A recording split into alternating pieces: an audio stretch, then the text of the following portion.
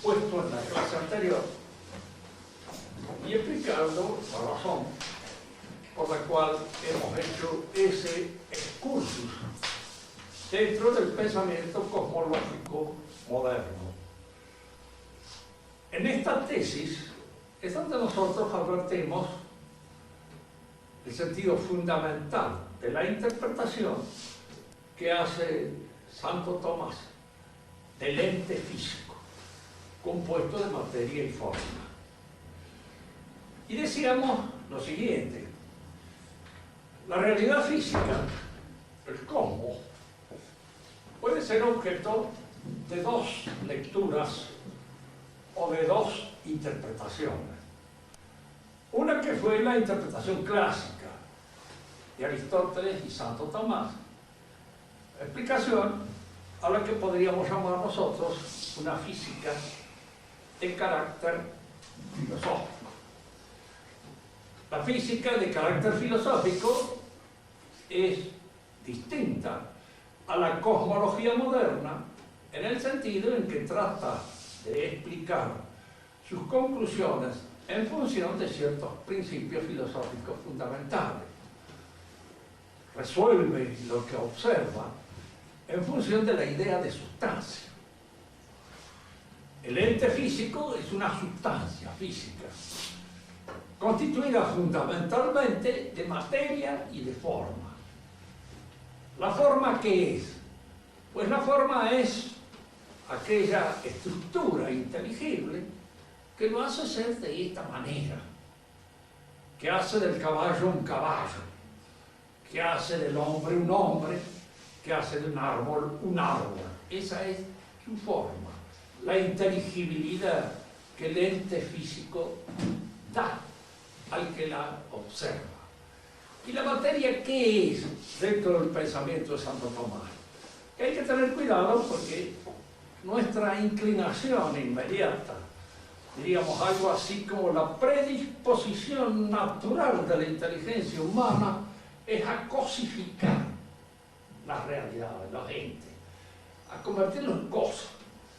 La materia para nosotros es aquello que tiene consistencia, presencia, capacidad de presentarse y en alguna manera de resistir a la presión, de ofrecerse a la vista como algo compacto. Pero en el terreno filosófico esto es una cosa, es una realidad.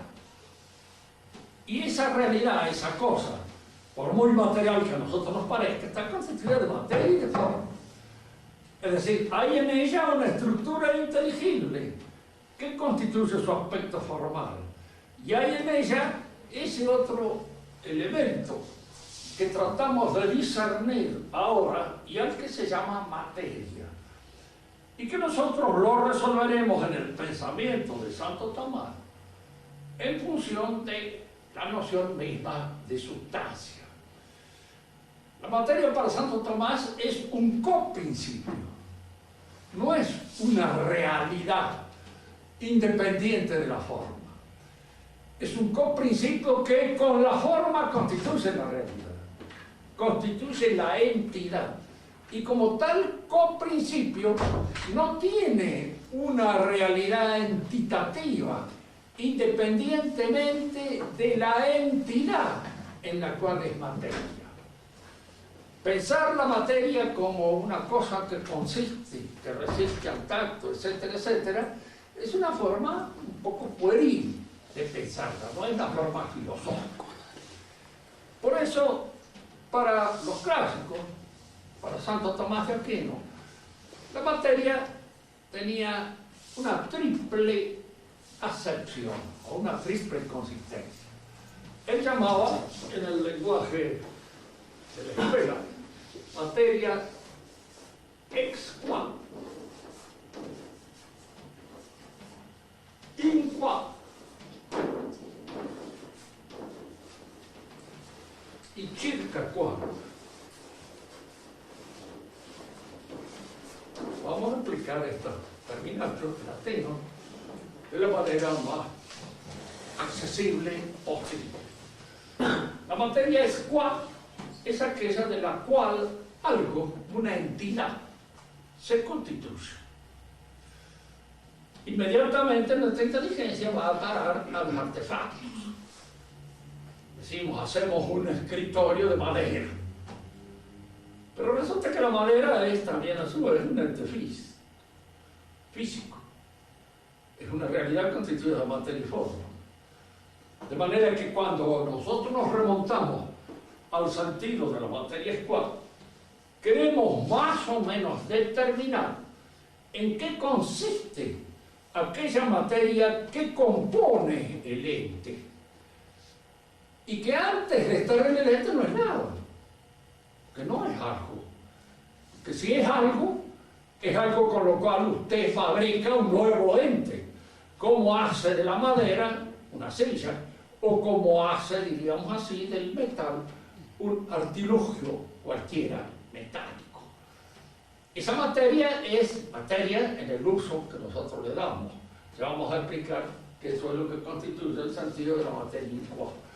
La materia escuadra es aquello que constituye junto con la forma el ente. No se pueden pensar estas dos nociones independientemente. Porque si se pensaran independientemente, habría una forma que se realiza en la materia y que se realizaría independientemente de la materia, lo cual es absurdo. Y habría una materia en la cual viene luego una forma a impostarse. Fíjense, para que más o menos podamos guiarnos en este problema. Cuando Platón explica la consistencia del universo, para él, el demiurgo que fabrica este universo, lo fabrica con dos elementos preexistentes. Uno es la materia, informe, el caos, que en griego es curioso, la palabra caos viene del verbo jairo, jaireo, de jaireka, que quiere decir bostezar. De manera que el caos es esa especie de apertura que se abre cuando uno abre la boca para bostezar. Es informe, es lo que no tiene todavía una constitución formal. Pero en el pensamiento de Platón, esta materia preexiste a la acción del demiurgo, a la acción del Dios fabricador del universo, tal como Platón lo concibe. Preexiste, es decir, tiene corporalidad, tiene una existencia efectiva. Él no habla de existencia, ¿no? Porque dejémoslo de este lado, ¿no? Simplemente esto preexiste. Y en cierto modo el demiurgo, con el pensamiento puesto en esas formas eternas que su inteligencia percibe en ese mundo trascendente, en ese mundo puramente inteligible, con su mente puesta en esas formas, va imponiéndole a la materia las cosas. Entonces aquí, la construcción o la fabricación del mundo tiene todas las características de una construcción o una fabricación de un demiurgo o de un artista humano. Algo que está allí y que yo transformo en una cosa. El demiurgo también lo piensa, pero en el pensamiento nuestro, que parte de la idea de un mundo creado por el pensamiento de Dios de la nada. Como la nada no existe, hay siempre esta crítica de decir cómo Dios puede crear algo de lo que no existe. Bueno, efectivamente, al crear algo, da existencia a algo que no existía. Y al dar existencia a algo que no existía, esa existencia supone la materia y la forma al mismo tiempo. Porque la materia no puede ser concebida independientemente de la forma. No es lo que consiste. La materia escuadra es aquello con lo cual se constituye un ente formalmente en esta cosa. Entonces nosotros podemos preguntarle a Santo Tomás, y dígame, ¿por qué esta división? Porque el ente que está constituido, el ente físico, y pongamos este hombre, cualquiera de nosotros, tiene una forma, tiene algo que lo hace ser hombre, pero al mismo tiempo puede padecer una serie de incidentes, una serie de circunstancias en función de algo que no es su humanidad. Tomemos un ejemplo para aclarar mejor esto. En función de su humanidad el hombre aprende, estudia, entiende, comprende, se desenvuelve en el universo con el objeto de encontrar la causa, la razón, el fundamento de ese universo en el cual él está arrojado, en el cual él está tirado. Pero a la vez este hombre es capaz de pisar una cáscara de banana y se viene al suelo. Se viene al suelo porque es hombre. ¿Qué es lo que en alguna manera determina este accidente? ¿Qué es lo que hace posible este accidente? Le tiran un balde de agua y se moja. Aparece, diríamos, ante la lluvia y también se moja. Se pone en el fuego y se quema. Es decir, hay una serie de actos que se realizan, que pueden efectuarse en esa realidad humana que no dependen ni son explicables en función de su forma. No se quema porque es inteligente, ni se moja porque es inteligente, ni se cae porque es inteligente. Hay un principio, hay un elemento, hay algo que explica estos accidentes. ¿Y cuál es ese algo que explica estos incidentes? La materia. Eso es a lo que llamamos materia. Fíjense que es una noción muy larga. Qua es la que junto con la forma constituye el ente. In qua se dice porque un ente constituido, un hombre, puede recibir una nueva forma. Puede recibir como consecuencia del influjo del orden social, de las autoridades sociales, de los que conocen, pueden llegar a saber más, a conocer, a comprender.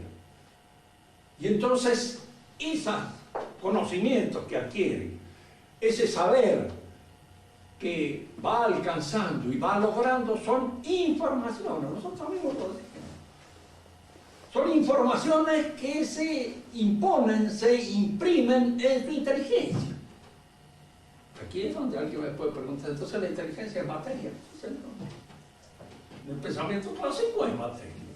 ¿Por qué? Porque obra como materia, en el sentido de que puede ser informado. Y es materia en cuá de la información que recibe, de la inteligencia que recibe. Entonces me podría decir alguien, Marta tiene razón, porque Marta hablaba de todo era materia. Y si en alguna manera todo puede ser informado, puede recibir una información, todo es materia. Entonces podemos decir, sí, si Marx utilizaba en ese sentido, el sentido clásico de lo que era materia. Nada más que él convertía la explicación total del ente físico a partir de un monismo, la materia única. Y ahí es donde caía en alguna contradicción. ¿Por qué en alguna contradicción? Por este hecho. Si todo es materia, el ente es materia. Entonces no está compuesto de materia y forma, es materia. Y este otro elemento que se opone a la materia, que la informa, ¿qué es? Materia. La materia y la materia, por todos lados la materia. Entonces no hay una explicación clara de estos dos elementos que aparecen constituirse como opuestos. Si yo explico lo contrario por el mismo principio con que explico aquello que se le opone, yo estoy dando la petición del principio. Además, si todo es materia, todo es materia, la materia es eterna. Y la pregunta que uno le haría a Marx es decir, ¿cuál es la materia eterna que usted percibe en la realidad? Que no la percibe el químico, ni el físico, ni nada, porque para ello toda la materia tiene tiempo, duración, tiene una edad. Tanto que más o menos se puede constatar la edad de un resto fósil de acuerdo a los años que se imprimen por la pruebas de carbono, lo que fuera, que se imprimen en su materialidad. De manera que la materia tiene edad, no puede ser eterna. Y si tiene edad, tiene principio. Y si tiene principio, ¿de dónde viene? ¿De dónde emerge? ¿Hay algo anterior a la materia que crea la materia? Primero, la materia es eterna. Y la materia, en realidad, nos damos cuenta que no es eterna. La materia es absoluta, no está ligada a nada. Y nosotros presumimos que la materia está ligada a una forma, siempre. Dice relación a una forma. Más, la materia de mar es inteligente. ¿Por qué? Porque evoluciona, y evoluciona dialécticamente. Evolucionar dialécticamente significa evolucionar de acuerdo con el razonamiento. Evoluciona según razón y alcanza, diríamos así, su estatus definitivo en el pensamiento de Marx, cuando la materia descubre que la materia es el fundamento de toda la realidad. Entonces, es una materia inteligente, es una materia eterna. Lo único que le ha cambiado él es la etiqueta a lo que Hegel conocía como espíritu. Porque él ha pretendido corregirlo a Hegel y en realidad lo único que ha hecho es cambiar las etiquetas, como esos chicos traviesos que donde dicen naranja ponen banana y donde dicen banana ponen naranja, para confundir un poco a la clientela, aunque no es tan fácil hacerlo. Pero este es lo mismo, diríamos así, ha cambiado los términos de las cosas, pero el resultado es el mismo. La materia esquá es aquella que con la forma constituye ley. E inquá es cualquier cosa que pueda ser nuevamente informada. Sobre tal materia puedo escribir mi nombre. Sobre la inteligencia humana se puede informar con un nuevo conocimiento. La voluntad humana puede ser informada con el ejercicio y adquirir un hábito, una buena costumbre, o una mala costumbre, o un vicio. Entonces, todas esas realidades que pueden recibir una información son materia, y esto es lo que llamaban los escolásticos materia inquá. Claro que uno no le puede pedir a un marxista que estudie el escolástico, porque eso ya han dado a esta época por superado. En la historia de la filosofía de Hegel ustedes van a encontrar una página dedicada a la escolástica. Entonces dice precisamente esto, sobre todo este pensamiento lo he pasado con las botas de las 7 lenguas. Se las han pasado como un tiro. Entonces no se ha fijado en nada. Y al no fijarse en nada, se corre el riesgo de descubrir nuevamente el paraguas o de descubrir algo que ya ha sido descubierto con mucha anterioridad. ¿Qué es lo que sucede? Yo he sido formado en el pensamiento moderno, y para decirlo concretamente, en primer lugar en el positivismo. De manera que cuando descubrí las cosas, estábamos nosotros pensando de que habíamos descubierto América, y resulta que esto estaba hace mucho tiempo conocido, y mejor conocido. Es decir, con un trabajo mucho más escrupuloso, mucho más minucioso y mucho más prolijo que el que hace la filosofía moderna al pasar por encima de todas estas cosas, comenzar con las botas de las 7 lenguas. Y después aparece lo que se llama materia Chilcacuán. La materia Chilcacuán es aquello acerca de lo cual en un momento determinado obra una disposición. Tomemos un ejemplo caro a los abogados. La materia de la justicia es el derecho. Entonces, el derecho de cada uno es materia de la disposición justa. Obro justamente cuando le concedo a este, según su derecho, el derecho que le corresponde, el derecho que tiene. Y ese derecho de este con respecto a mi actitud es materia Chilcacuán. Es decir, es la materia acerca de la cual obra u opera mi disposición. Y a eso se llama materia Chilcacuán. Nosotros cuando usamos en el lenguaje común, ¿qué estás estudiando? ¿Qué materia estás estudiando? Tal cosa. Es materia, eso está claro, es materia Chilcacuán, es materia acerca de la cual él está estudiando. Está realizando un estudio. Y eso se convierte en materia del estudio. Posteriormente, esa información recibida pasa a formar parte de nuestro conocimiento. Se convierte en nuestro conocimiento en ciencia, en saber, y esta es una nueva información que recibe nuestro intelecto, en tanto el intelecto también es materia capaz de recibir información.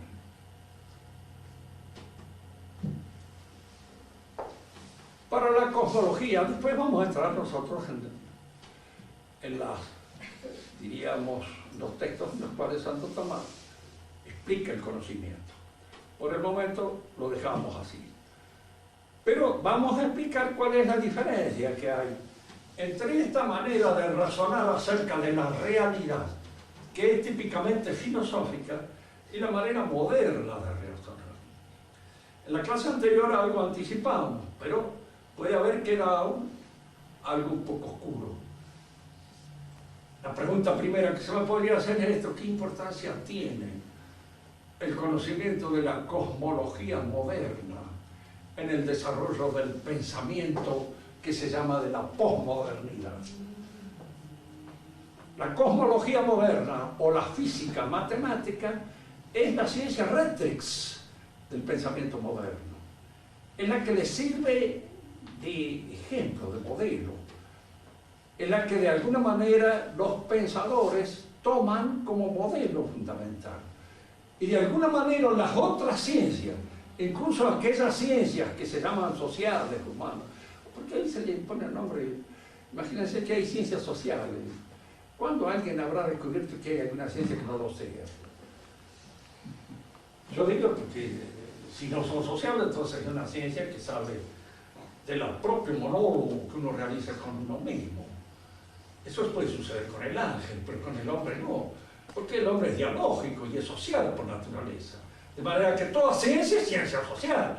Toda ciencia es, en alguna medida, el resultado del esfuerzo de mancomun de los distintos hombres. Y no solamente de los hombres en esa relación horizontal entre los contemporáneos y los que aprendemos unos de otros, sino también en esa relación vertical de los que aprendemos de los que han muerto. Retirado la paz de estos desiertos con pocos pero buenos libros juntos, vivo en conversación con los difuntos y uno en mi voz y a los muertos. Decía Quevedo, ¿cierto? Y de alguna manera estaba indicando cómo en esta lectura yo converso con los que han muerto. Y de alguna manera en mis voces uno aquellos que han muerto y que aparecen convocados ahora en esta lección, porque asoman acá y acá asoma su pensamiento. Y está ese pensamiento. Es decir, nosotros no podemos encontrar una ciencia que sea el resultado solitario de alguien que se aísla totalmente de los demás. Algo hay en esto en Descartes. Y como consecuencia de la actitud de Descartes se ha propagado a todo el mundo. Pero Descartes era un hombre inteligente, sabía matemática. Y la matemática que sabía, nunca se le ocurrió pensar de que, hagamos de cuenta que nadie ha hablado de matemáticas nunca en el universo. No dijo eso. ¿Por qué? Porque eso le hubiera parecido una estupidez infinita. Lo dijo con respecto a la metafísica. ¿Por qué? Porque le pareció que todos los demás eran unos estúpidos infinitos. Y al pensar que todos los demás habían dicho puras tonteras en materia de metafísica, él se le ocurrió empezar a foja cero. Es decir, de nada. Aquí nadie dijo nada, aquí nadie pensó nada. Todos los que pensaron son unos zanahorias. Y de alguna manera es mi pensamiento el que va a edificar la nueva gnosis. El mundo moderno toma entonces a la cosmología moderna como ciencia rectrix, como ciencia modelo. Pero ahora es una ciencia que actúa de una manera, me voy a explicar un poco mejor que la otra vez, porque quedó un poco aquí en oscuro. Yo puedo descubrir la inteligibilidad de un fenómeno observándolo a ojo de buen cubero. Si uno me dice, ¿qué es descubrir la inteligibilidad? Bueno, es muy simple. Vamos a poner un ejemplo lo más sencillo posible. A igual a B. B igual a C. Y A igual a C se me impone inmediatamente. Eso es una inteligibilidad. Esto es inteligible así, a prima facie, inmediatamente. Esto surge de esta relación, simplemente. En el orden de las observaciones, hay muchas veces que también la razón de una cosa me aparece de modo inmediato. Supóngase que estoy estudiando las hojas de una planta, discuto con alguien qué forma tienen, de qué manera la resuelvo, observando, viendo, a ojo de buen cubero. Porque a ojo de buen cubero las plantas me ofrecen su hoja como lanceolada, como acorazonada o como de otra forma cualquiera. Y el resultado, diríamos así, podemos decir a simple vista.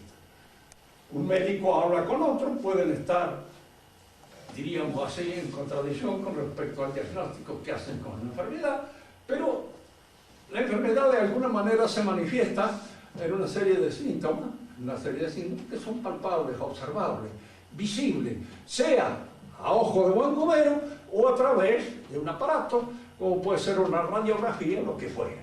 Pero estos son los elementos que tenemos para la observación y la inteligibilidad surge de esa observación inmediata.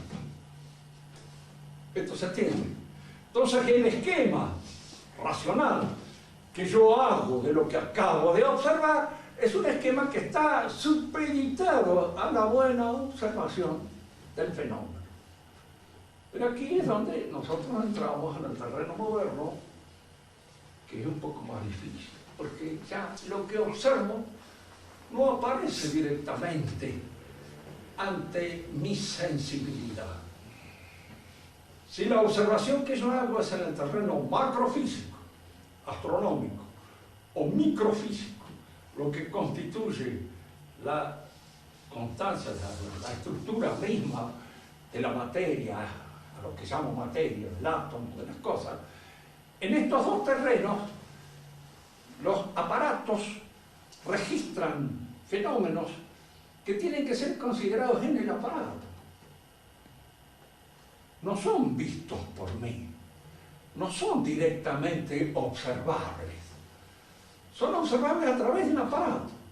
Yo debo leer lo que el aparato dice, interpretar el aparato y luego imaginar un ente de razón con el propósito de dar cuenta y razón de ese fenómeno que observo.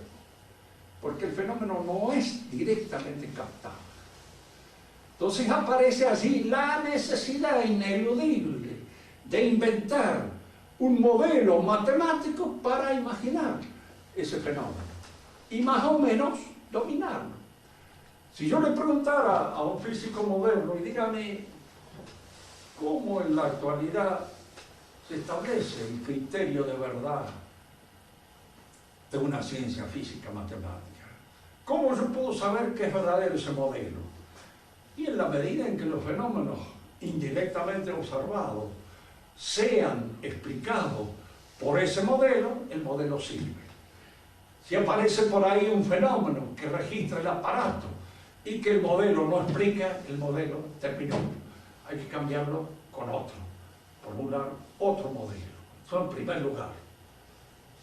En segundo lugar, entonces, es de que el modelo es una creación de tipo matemático.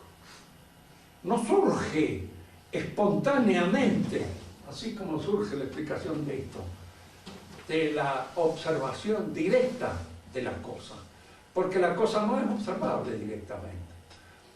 Es decir, estos modelos no se critican, es decir, nosotros decimos no estamos en contra de este modelo, y todos seguirán imponiéndose en la medida en que hay una serie de fenómenos que no son directamente observables y que solamente pueden ser observados a través de un aparato, y ese aparato tiene que tener una interpretación por parte mía. Es decir, tengo que tener un conocimiento teórico de la construcción del aparato para saber qué es lo que el aparato observa y qué es lo que el aparato ve. Y luego hacerme una composición o dar una explicación de esos fenómenos registrados por el aparato, pero esta explicación es modelar, es decir, es invención de la mente matemática, es creación matemática. Galileo sospechaba esto. Fíjese que su choque con la Iglesia es por esto. Si el mundo es un aparato, un artilugio, un mecanismo, la providencia disuena. Ustedes piensen que puede ser la providencia en un reloj. Si no anda bien, lo tira. Es decir, si hace milagros, lo tira. Si el reloj resulta que cuando aparece la amada de mi corazón empieza a acelerarse de una manera tan rápida y pasa, me hace un buen trabajo. Entonces, si el mundo o el universo era un aparato, la providencia divina no tenía mucho que hacer allí. Porque para el pensamiento tradicional clásico, el universo está sostenido por la inteligencia y la voluntad de Dios, como está el discurso sostenido por la inteligencia y la voluntad del orador. Fíjense que este es el elemento más parecido. ¿Por qué? Porque el orador muy bien sigue leyes. Tiene que hablar su idioma bien hablado, organizar sintácticamente sus periodos, organizar lógicamente sus argumentaciones, todo eso son leyes, pero puede alterarlas. Si quiere de alguna manera hacer que un aspecto de su discurso resulte más claro que otro, y entonces lo altera. ¿Por qué? Porque el discurso está dominado por su inteligencia y su voluntad. Pero si en vez de un discurso es un aparato, cualquier intervención mía en ese sentido destruye la mecanicidad del aparato. Cuando, siguiendo a Newton, interviene Kant en el pensamiento europeo, él acepta que la interpretación que hace Newton del universo es la última palabra. Y sé que con él empieza esto de la última palabra. Es decir, esta es la última interpretación, todo lo demás queda caduco. Y si esta es la última interpretación, el universo, el mundo, tal como aparece ante nuestra consideración, es un modelo matemático de fabricación humana. Y esto es lo que Kant nos va a decir. Y va a tratar de explicarlo de la manera, diríamos, más racional posible, dando también una interpretación según un modelo explicativo, de acuerdo con estos otros modelos matemáticos. Muy bien. Admitamos que no hay más remedio para ciertos fenómenos que aplicar esta forma de pensamiento de tipo matemático, de tipo modelar. Pero usted traslade esta forma de pensar a las cosas de las realidades humanas. Y entonces van a ver surgir los modelos así. Van a ver surgir eso que se llama la ideología, que es una invención moderna. El mundo antiguo no la conoció.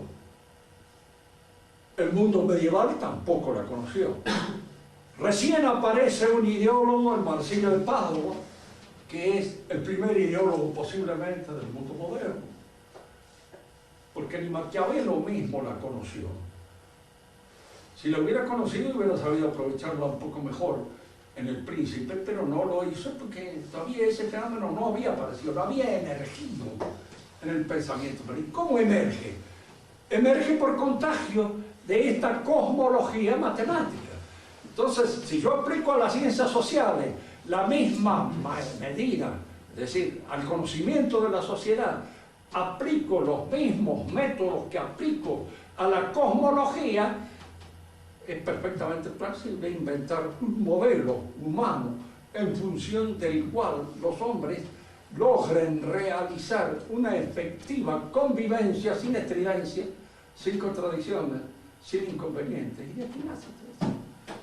¿Qué es el pacto social de Rousseau? Sino la posibilidad de crear este modelo social perfecto, en el cual ya no haya más discusiones entre poderosos y débiles, porque van a ser todos iguales. ¿Y qué significa ser todos iguales? Matematizando a todos. ¿Por qué? Porque no somos iguales, precisamente somos todos iguales. Y en la apreciación de la desigualdad está la verdadera justicia. Porque si yo trato a todo el mundo como si fueran iguales, voy a proceder de una manera bien injusta, porque no me voy a dar cuenta de las diferencias entre un hombre y otro. Yo he sido oficial del ejército Los soldados pueden ser muy parecidos todos porque indudablemente visten de la misma manera. Pero si el oficial no sabe distinguir entre un soldado y otro, es un infeliz. ¿Por qué? Porque es un papanato. ¿Cómo puede mandar a este para lo mismo que el otro? Sí, él tiene que saber y conocer para qué está hecho este hombre, en dónde está la capacidad de este. Y si en el ejército, que es la uniformidad por antonomasia, estas distinciones valen, no le digo nada en la vida común, pues, con más razón.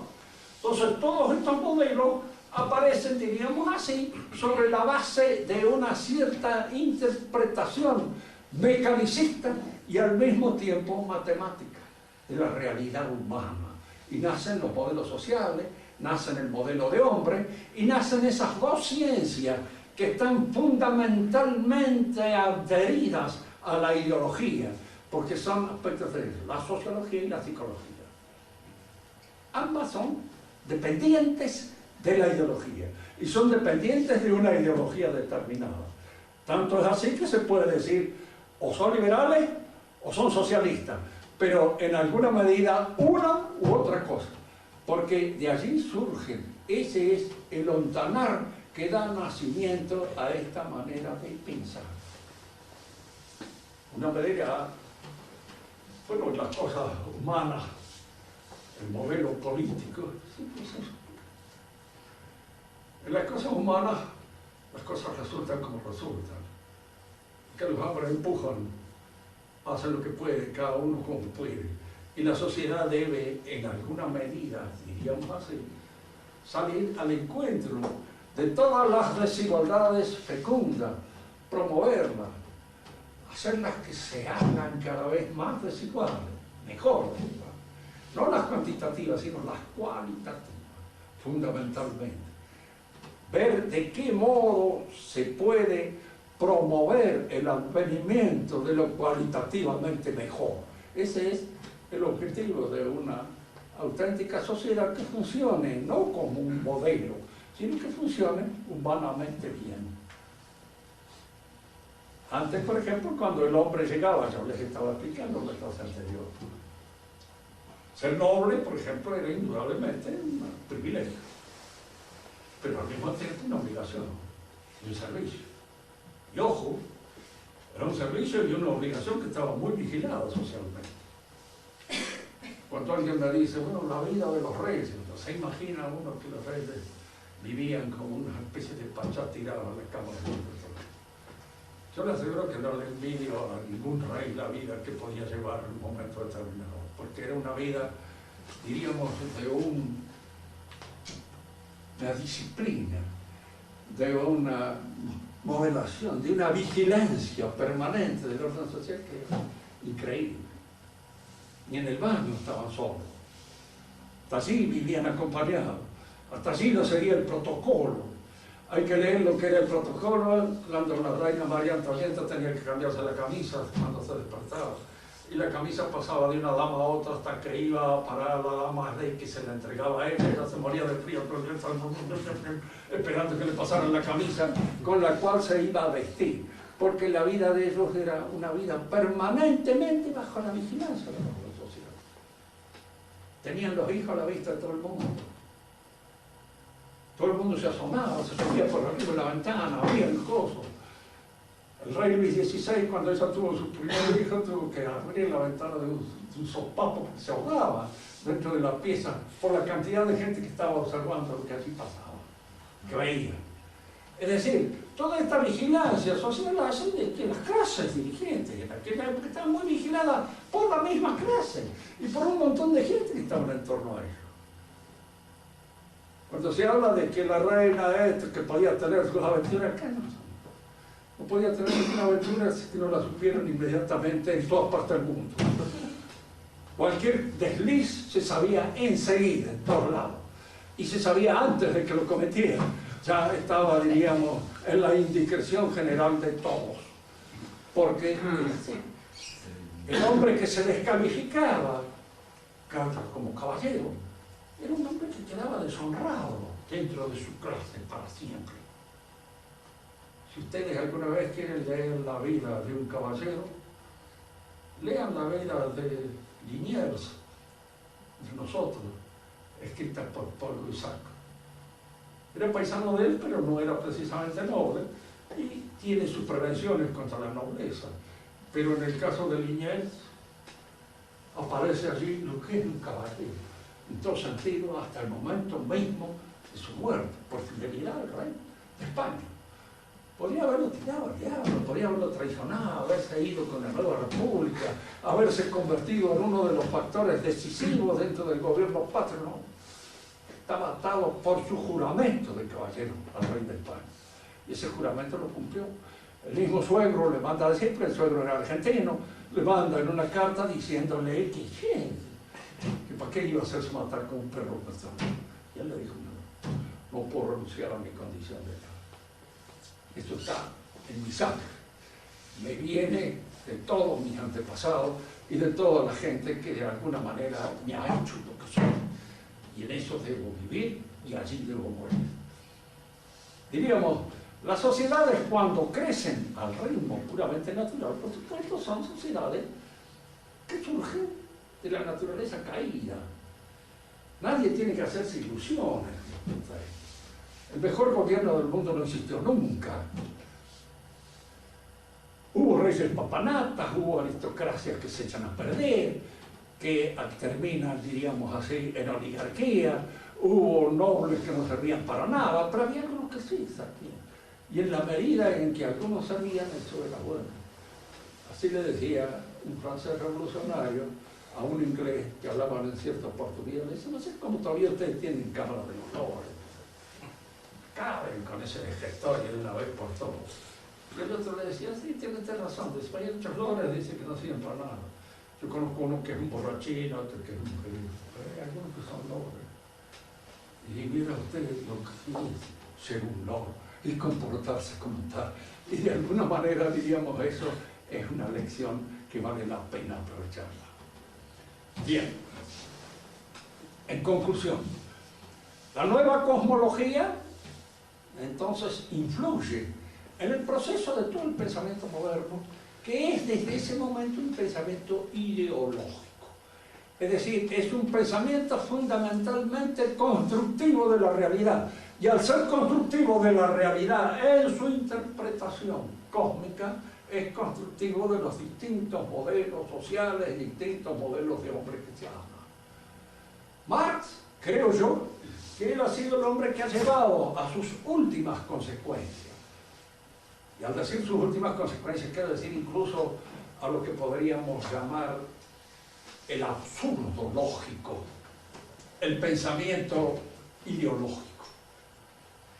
Cuando él dice de Hegel, en la tesis 11 de las tesis sobre Feuerbach, hasta este momento el mundo ha sido pensado por los pensadores. Hay que transformarlo.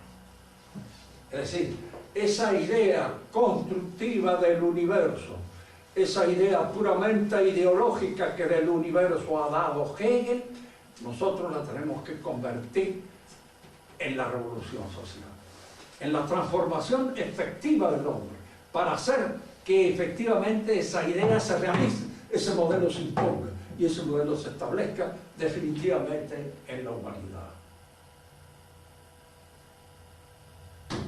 El pensamiento tradicional, por ejemplo en la física, no pretende dar una interpretación de todas las apariencias sensibles del orden físico.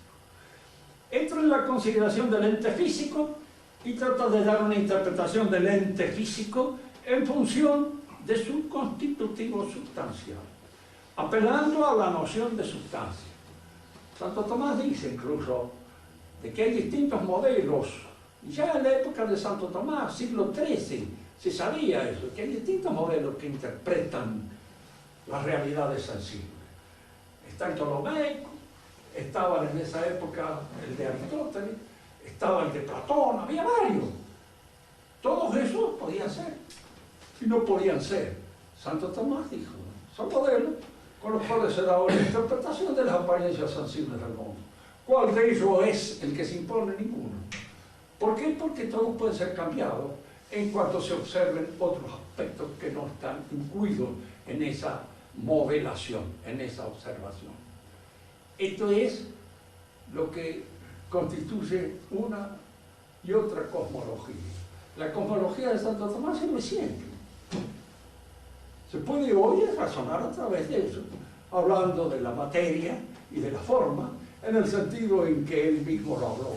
Y las cosmologías modernas, las cosmologías fundadas en la ciencia física matemática, cambian permanentemente como consecuencia del cambio de la observación de los fenómenos según la invención de algunos aparatos que antes no se conocían y que hoy me permiten ver ciertas cosas que antes no se veían. Si ustedes necesitan aclarar algún aspecto en esto que hemos dicho, les voy a agradecer que lo hagan, porque en este momento estoy en posesión de un aparato nuevo y oigo como un tísico. Creo que bueno. De cualquier manera, hablen con la mayor claridad posible. A ver, Clarita.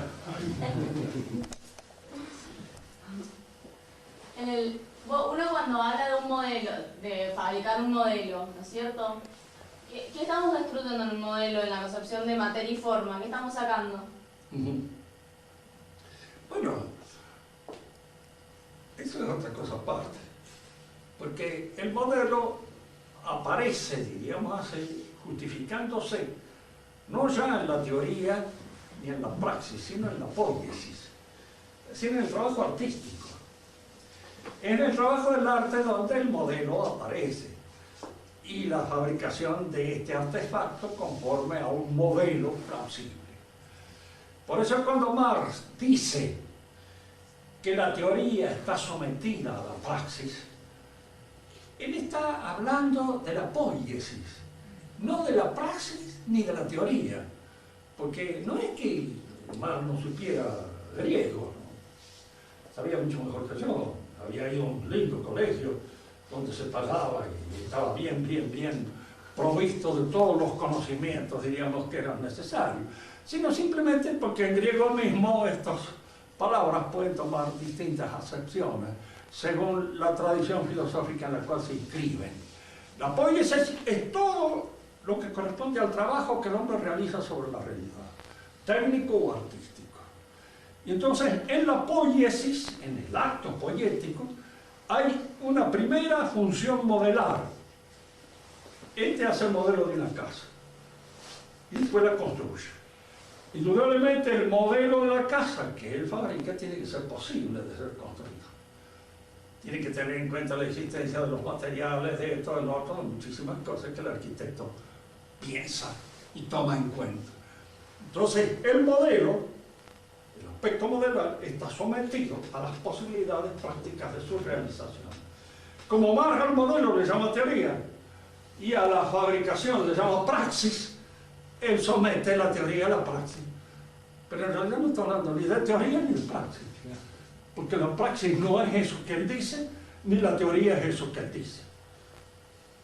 La teoría es el orden que en la realidad nosotros descubrimos como surgido de la realidad misma. Es decir, el orden de cómo funciona nuestro organismo está impuesto en nuestro organismo. No lo inventamos, no lo fabricamos. La praxis es el orden con que nosotros establecemos nuestros actos libres para alcanzar nuestros objetivos, nuestros propósitos, cualesquiera que sean. Debemos ordenarnos y en función de esa finalidad establecemos este orden práctico, tanto en nuestra soledad, como en nuestra relación familiar, como en nuestra relación política. Por eso la praxis admite estas tres dimensiones: la dimensión monástica o personal, la dimensión familiar o económica, como se llamaba antes, y la dimensión política o social. Estas son las prácticas. Y la poiesis es todo lo que realizar cosas, hacer cosas. Ahora, el pensamiento moderno, como es constructivista, es poético. No hay más teoría y tampoco hay más praxis, hay poiesis. Y así como se intenta fabricar una sociedad modelo, se intenta fabricar un hombre modelo. Vamos a construir el argentino. O como decía Felipe González, voy a hacer de España una cosa que no lo va a conocer ni la madre que la parió. Es decir, iba a transformar España en otra cosa. Lo dijo. Tales palabras como no vienen con toda esa, diríamos así, realismo gallego, pero lo dijo. Esperemos que lo haga. Y que la madre que lo tiró a él no lo conozca. Otra pregunta más a Enrique. ¿Qué ha quedado oscuro, Enriquito? Es gallego, no entiendo. Es querer forzar a la materia a que sea capaz de ser forma. Sí. ¿Qué cosa No, lo del principio socialista. Sí. Es forzar a la materia en la unidad limórfica. La materia y forma son dos nociones, dos principios, no elementos ni cosas, que eso es lo que hay que tratar de sacar de la mente, ¿no es cierto? O sea, con un poco de ejercitación uno logra pensar la materia no como la pensamos habitualmente, pero en cosas. La materia es esto, que toco, por ejemplo. No, eso que toco es una cosa, es una realidad física. La materia es un aspecto que está contenido en esa realidad, que está allí, presente, y que es lo que hace que esa realidad tenga tales o cuales, diríamos así, que es lo que podríamos decir, tales o cuales cualidades, que dependen de la materia, y no de la forma. Por ejemplo, el mismo pensamiento moderno, hay un aspecto en los cuerpos que es su capacidad de ser medidos, de ser traducidos de una manera cuántica, matemática, y que es lo que da nacimiento a toda esta física moderna. Y se elimina todo lo que es cualitativo, salvo aquellos aspectos cualitativos que pueden ser indirectamente medidos. Por ejemplo, la temperatura puede ser medida por un termómetro. En realidad es el termómetro que dilata el mercurio, ¿no? Y establece los grados de temperatura que puede tener uno. No es la misma temperatura, pero es una medida indirecta que me sirve a mí para guiarme en el aumento o disminución de la temperatura. Pero esta capacidad del termómetro de dilatarse o de contraerse, el mercurio, eso me permite establecer una medida en esa realidad y medirla. El medirla la domino yo por medio de la medida. Tanto que las definiciones actuales de la física matemática se llaman definiciones operacionales. ¿Por qué operacionales? Porque operan, obran, porque permiten la instalación de una técnica. Y son en general medidas. El amarillo es una medida. Tantos micromicrones de longitud onda. Tan, pum, punto. Ese es el color amarillo. Que indudablemente no es el que maneja el artista, el que pinta. Porque a él le importa un pito de los micromicrones, dos cosas, sino que está viendo las cosas desde un punto de vista estético. Otra pregunta.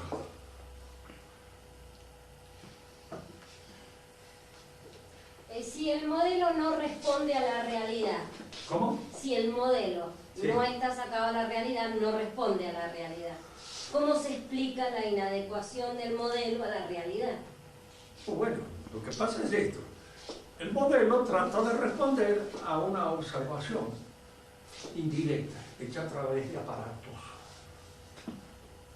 Pretende ser real en la medida en que ese modelo me sirve para manejar ciertos fenómenos de la naturaleza, usarlos técnicamente. Tomemos, por ejemplo, un ejemplo. El modelo psicológico del freudismo. Fácil de explicar. Porque es casi mecánico. Usted se casó con, ¿cómo era su mamá? Rubia, y usted se casó con una rubia, el complejo de Edipo. No, no es rubia, mi esposa es negra, el complejo de Edipo porque usted hizo para rechazar, entonces siempre es el complejo de Edipo que usted tiene. Y al último hay que aceptarlo, sí, tiene razón. La diferencia es que Edipo no tenía ningún complejo de esa naturaleza.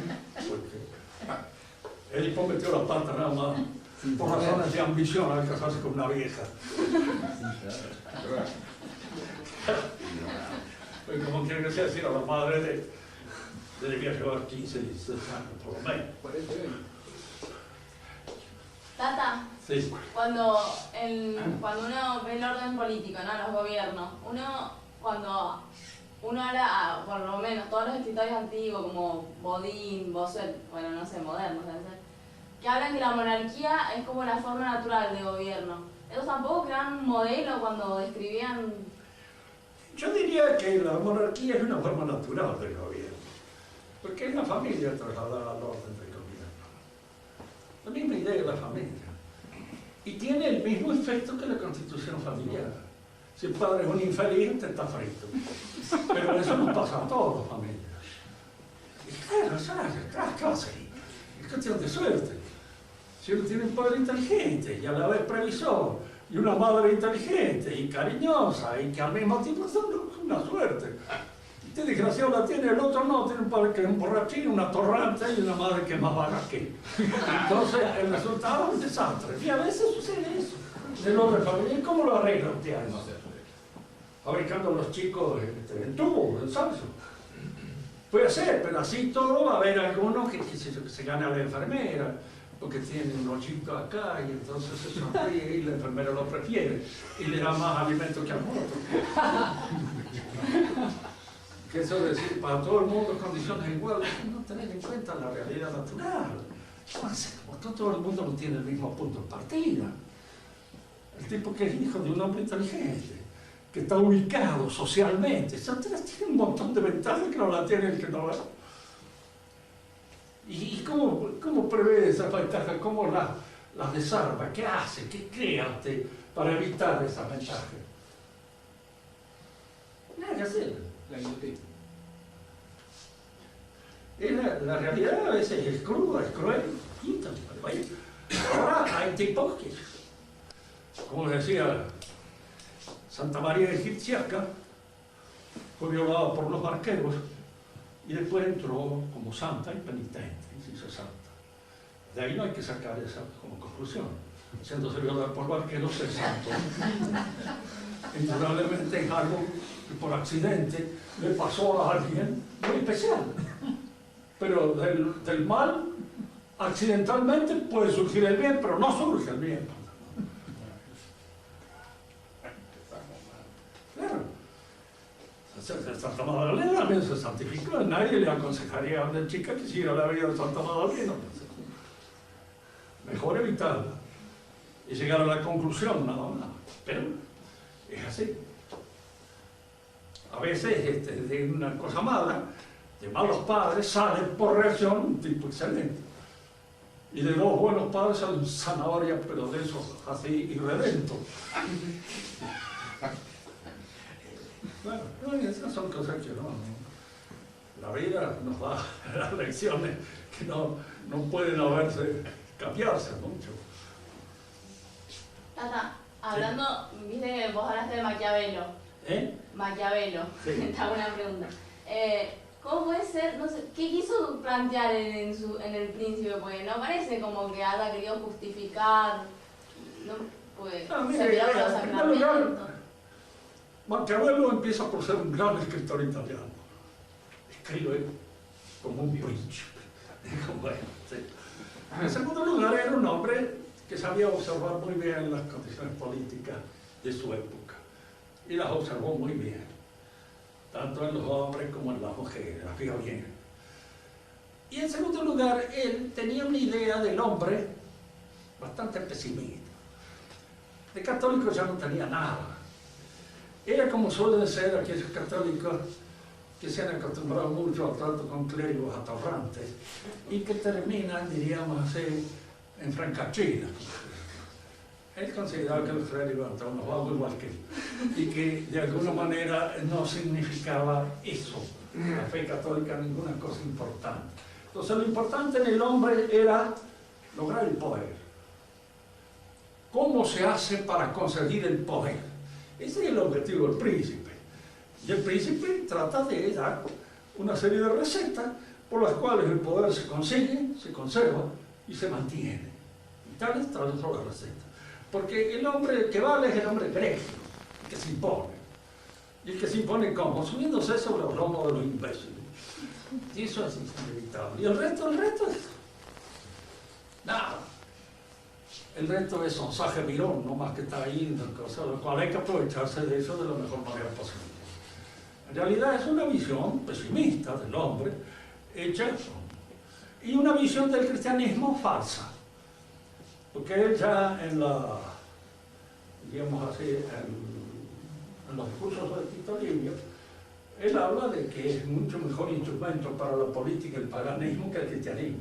Pero no lo dice muy claramente porque existía la Inquisición. En una de esas él iba a parar a un tribunal de Inquisiciones y le podía ir bastante mal si no aflojaba. Entonces, sí, él se arrepentía y decía, mire, no, está haciendo acá un momento de delirio. No perdonaba y se iba. Pero si no, corría un grave riesgo. Entonces él hizo los discursos sobre Tito Livio, encajándole a Tito Livio la responsabilidad que él exponía allí, pero eran de él. Lo que pasa es que hablaba de que la Iglesia Católica no